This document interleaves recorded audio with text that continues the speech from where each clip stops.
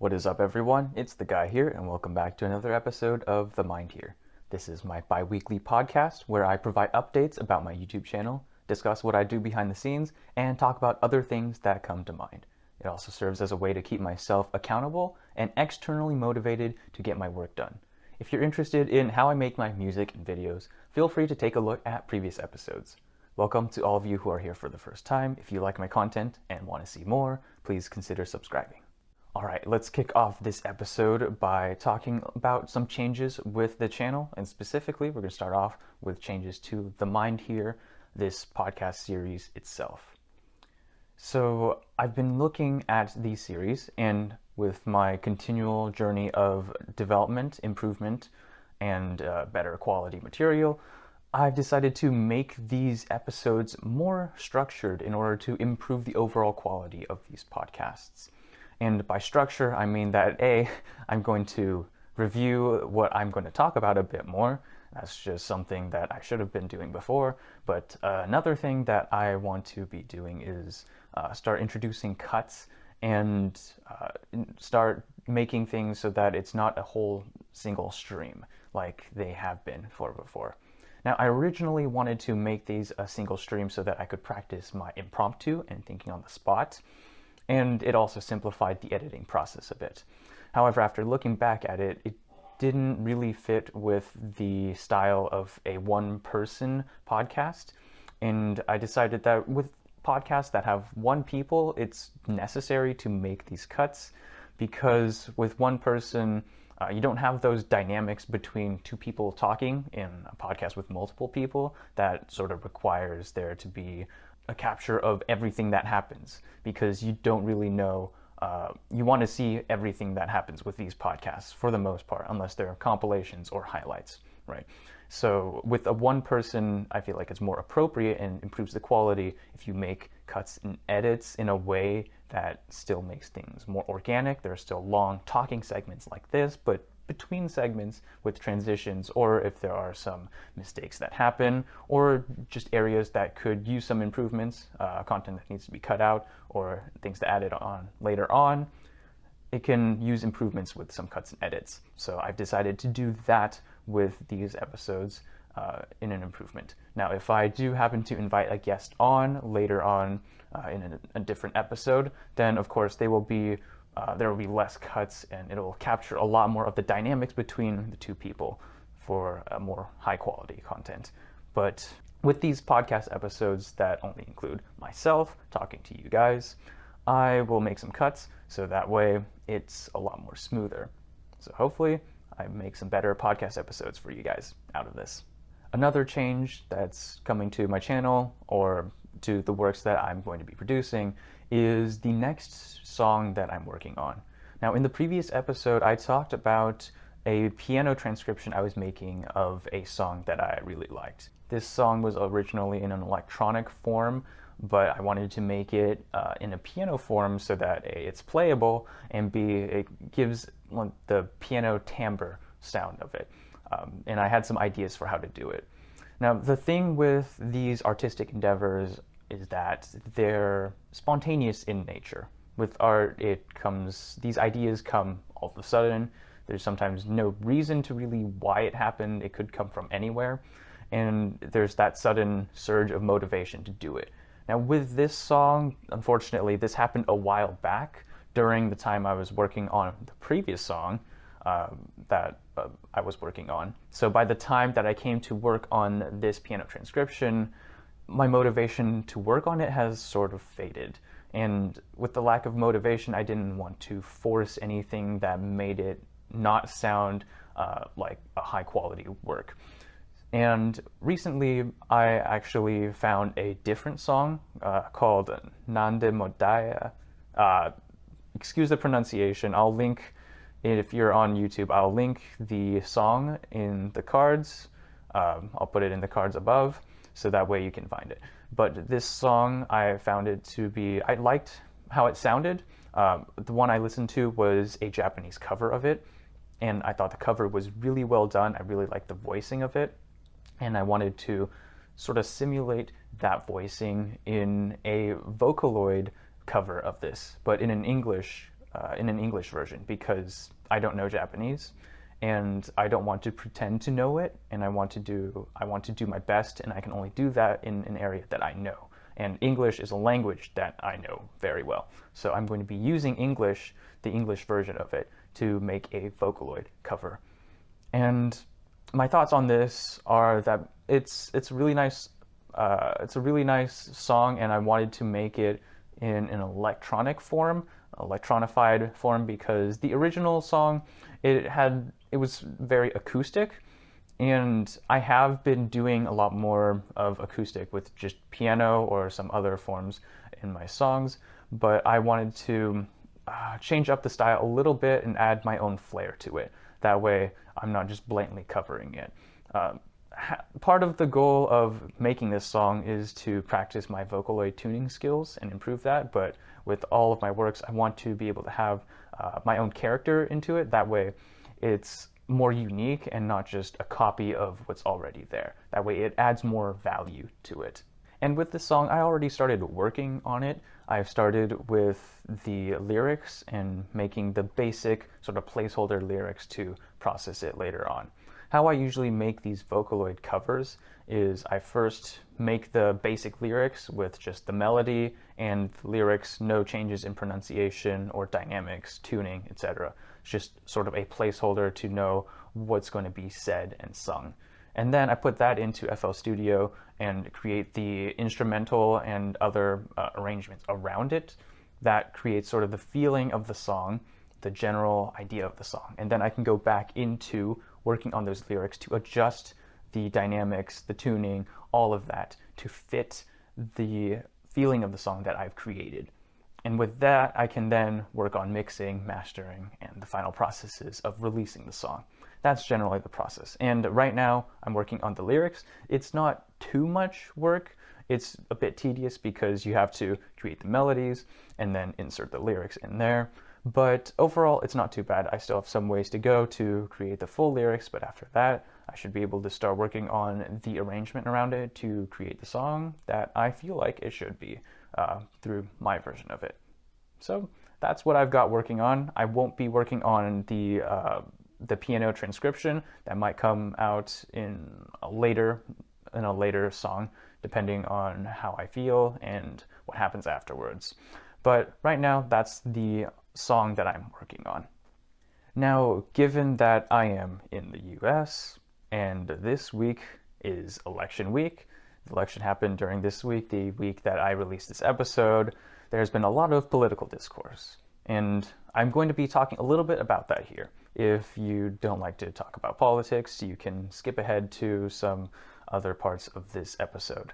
However, I'm not going to be talking about political policies or the individual policies from the different ideologies. Instead, what I'm going to be talking about is something broader, something that is more applicable to everything that's generally not just politics, but it applies a lot to politics. And that is how we converse and talk about these differing ideologies, how we treat each other, essentially. The broad ideas of politics, not the nitty-gritty little parts of it, the parts that can get us all riled up. Now, what I want to talk about with politics in general here is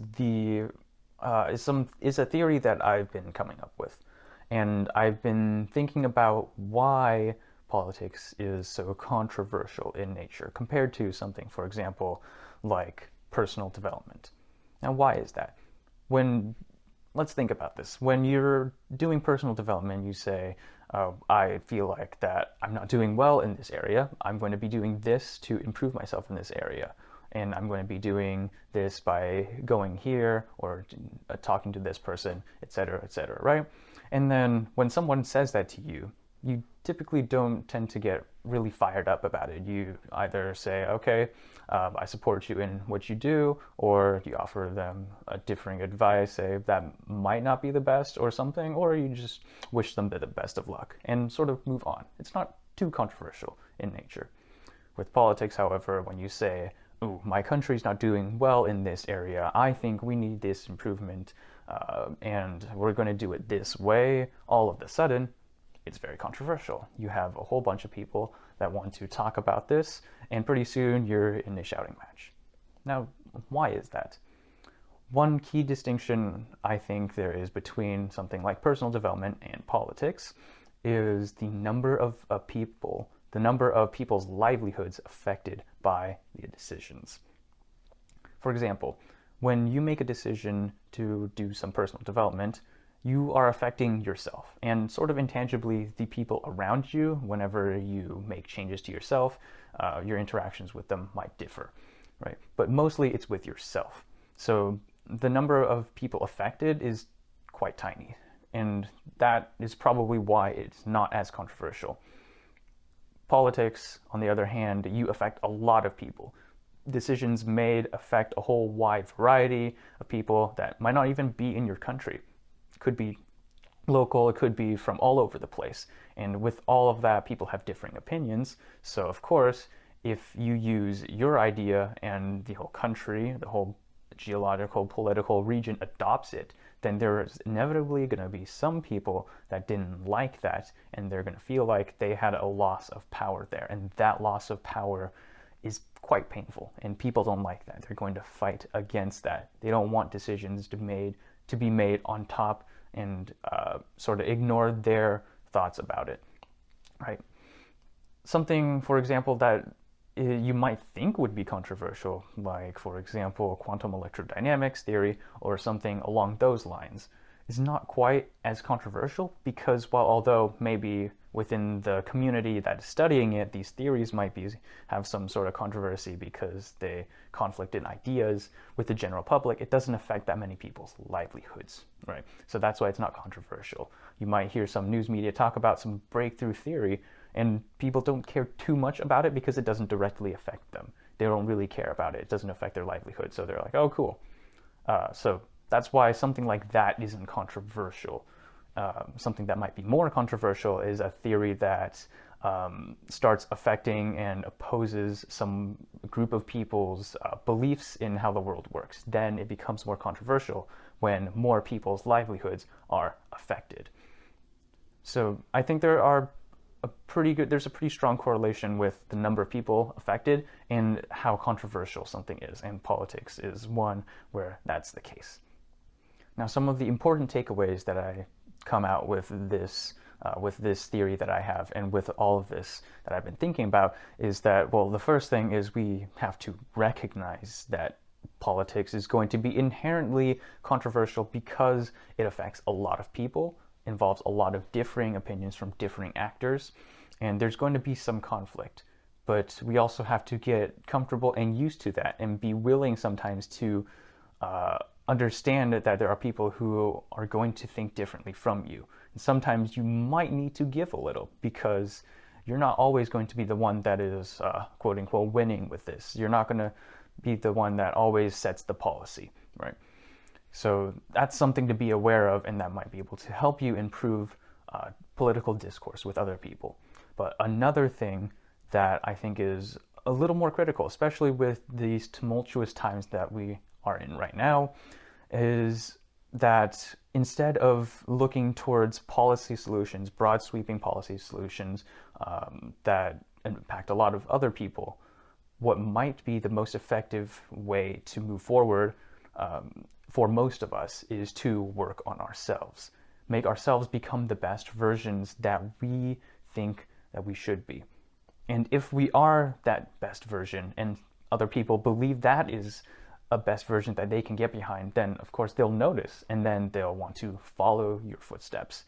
By leading by example and being the lighthouse that guides the boats rather than the tugboat that pulls the boats, you can affect a lot of people while not really directly having to do so.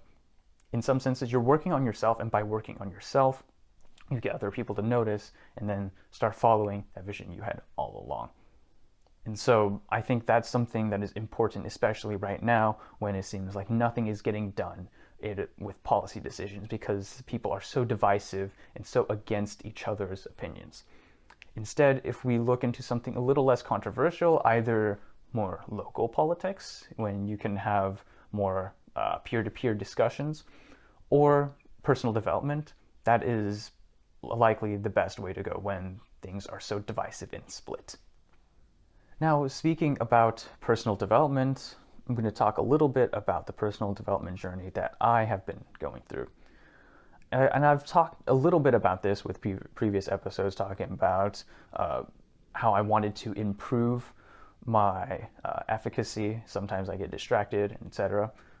But this week, I decided that I really haven't moved on too much. I felt that I had stagnated, and that's not where I wanted to be.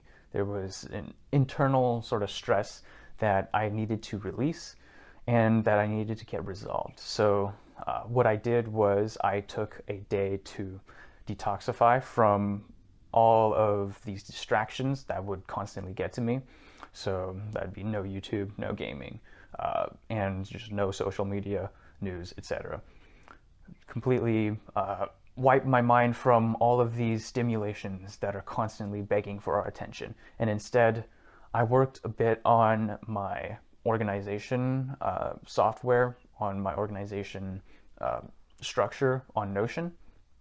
And I also took some time to just think about what sort of person I wanted to be, how I wanted to proceed, and what are some mindset shifts. Some things that I noticed that might be of help to you, or it might be just me personally, but with this, you might be able to feel more comfortable about thinking about this, is one thing I noticed for myself that I did was I sort of sabotaged myself. I rewarded myself with sabotage. For example, after a race, you go to a fast food restaurant.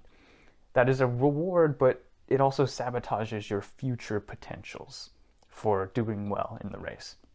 Another example would be after a long day of work, you stay up watching YouTube. You rewarded yourself, yes, but you also sabotage your future performance by not going to sleep early. And when you wake up the next day, you'll feel groggy and tired and you won't be able to perform well. So rewarding with sabotage. That one's a little more of something that is typical for me to do. So with that, I realized that I really needed to watch for that. My rewards for myself shouldn't be sabotages. And yes, to some people, we do, for most people, we do need to have some breaks built in. We can't be on at all times, right? There's a cyclical nature to how we do things. We have periods of high productivity, and then we need to take a break before we can get back to it. But these periods of breaks, especially for me, shouldn't be something that would sabotage my future ability to perform. So that is something that I am looking into and something that I need to fundamentally change, because some of these have become habits, and these habits are hard to change. That's something that requires active work to prevent. But once you get past that threshold and the new habit starts to establish, it becomes a lot easier. But that beginning era where you need to break away from your old habit and establish a new one, that requires a lot of work. And that is what I will be focusing on sort of in the background. And with these detox days, I recommend these if you feel like things have just gotten out of hand and you need a day to sort of reset yourself. Because with the constant stimulations, it's really nice to be able to get that base level stimulation down. So then you can reset your biochemical expectations in your head, because with all the stimulations, all those stimulations will cause you to sort of get used to it, sort of get accustomed to it, and then normal stimulations that, for example, like reading, won't seem as appealing to you. So something like a detox day would help you out in this respect, and just it helps you reset your psychological baseline too. Gives you a day to rest, think about what you want to pursue, and then start with a clean slate the next day. So these detox days, it might be hard, and it definitely is hard to go through, but for most of these, the processes, they aren't that great, but the results that you get from it are what you seek. So some things, it requires a little bit of that pain, but once you get through it, you'll find better results. So hopefully this discussion allows you to get some thoughts about it, get some thoughts thinking. If you had some similar thoughts, these might help you. If you had some similar what you're going through similar issues, or it just gives you an understanding of what some people might be going through and helps improve your understanding. Either way, hopefully this can improve us all and bring us all together a bit. All right, so this episode's AMA question is brought to you by Alfred Prose. Thank you so much. So Alfred Prose asks, this is another simple question. What was your expectancy about what a college student does and that happened to be wrong once you entered college, and how do you deal with that? So some of what I expected from a college student that proved to be wrong once I became a college student, and how I dealt with that. Some things I don't know if this is a normal college student life, or it might be just particular to my major, the fact that I'm online, remote, because a lot of these things with expectancies, remember that what your expectations don't really come from what you would go through. Some of these might come from people that are different majors, different colleges, universities, and at different time periods. So all of these affect their view of how college is like and what a college student is like. But there are some things that I thought would be universal, and it turned out not to be that true. And there's just some things I didn't expect as well. So some things I didn't know about, and came to it, I realized, oh crap. And one of those things, I thought college would be a bit more organized in some senses compared to high school. And in some ways, for me, I just thought it was a more glorified high school, where things were a little bit more higher stakes. There were a bit more people. Depending on the university you go to, there are different people. The professors are sort of less hands-on. They just more teach to the broad student body, and there's not as much of that student-teacher relationship, especially with the remote learning going on. That's something that I sort of expected that, but that was one thing I had to get used to. And another thing, I guess it was just super similar to high school. I thought it to be a much more drastic transition with a whole different set of people. I expected people being a little more mature. I guess I was wrong in that sense, but nothing really happens in these step changes per se. For most things in life, there's not that discontinuity where you suddenly jump from one state to another. There's always that sort of gradual buildup, and then there's an exponential growth that might seem like a discontinuity, but there's still a continuous, albeit very fast growth that happens. So in a similar sense, I thought it would be a much more drastic change, but perhaps because of the pandemic and quarantine and with the remote learning, my expectations were a bit too high with the changes, because I sort of already got used to the remote learning aspect, and college remote learning wasn't really that different from high school remote learning.